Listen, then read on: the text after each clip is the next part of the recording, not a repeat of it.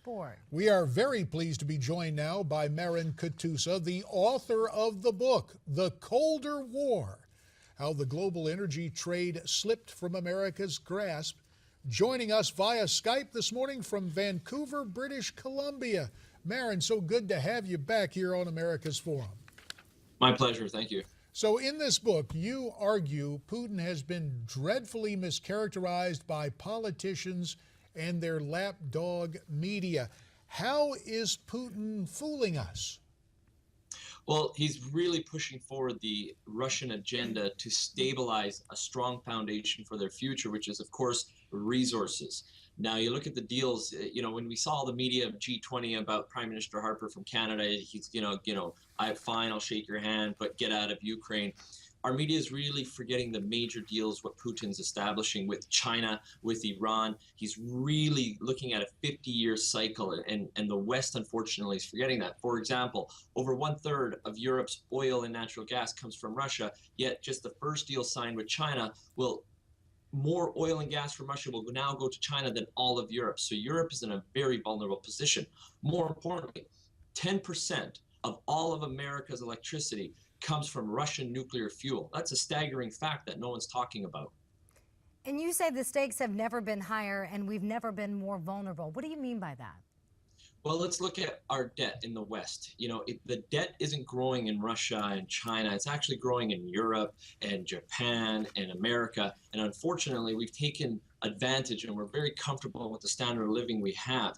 The judgment day for the petrodollar could change everything, because with that, you're going to have volatility in the interest rate. More importantly, if the judgment of the petrodollar goes against the Americans, the derivative market, which is well over $500 trillion, and some estimate over a quadrillion dollars, it will be chaos. It'll be the most interesting financial reckoning day of our history. So the petrodollar, using American dollars as the financial instrument for the trade of energy. Vladimir Putin and others want to absolutely change that. Now, what do you think they want to do? Do they want to see the Gulf states get together? Would Putin, given the curious standing of his currency, he's not talking about a petro-ruble, is he? What exactly do they want to do? No, they want to diversify out of the U.S. dollar. So, there's a multi-step process here. Russia has a pivot to the east where they're really focusing on China. Then you're going to see other countries. For example, a lot of people in the Western media forgot that Japan now is looking at a major long-term deal with Russia. That's a very interesting deal. But yes, it also is very important. What will OPEC do? And there's a lot of fragmentation in OPEC. A lot of people don't realize that OPEC invited Russia to the meetings. And, interestingly enough, if OPEC does cut back production on November 27th, it'll be the Russians who take advantage of that. The last time OPEC cut production was in 2009, and OPEC made the assumption that Russia would also cut back their production. The Russians did the opposite. They increased their production and they increased their market share. So now, because of the situation with the U.S. shale becoming a major swing producer, there's a lot of volatility and fragmentation in OPEC currently. Marin, you also mentioned that Putin, you mentioned Putin is on the march, that he's struck up deals with China and Europe. How heavily dependent is China and Europe when it comes to Russia now? Unfortunately, Europe is completely dependent. You take someone like Germany, the powerhouse of Europe. They've actually increased their dependence on Russian oil by 52% over the last decade. That is a staggering fact. 40% of their oil and natural gas comes from Russia. Take a country like Finland, 100%. Even the UK gets over 25% of their natural gas from Russia.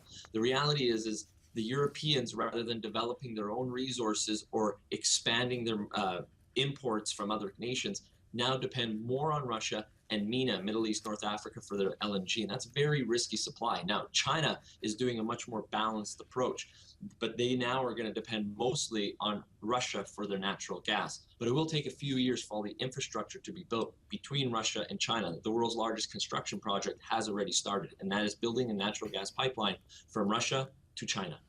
So, Marin, let's take a look at where America ends up in all of this. You talked about shale.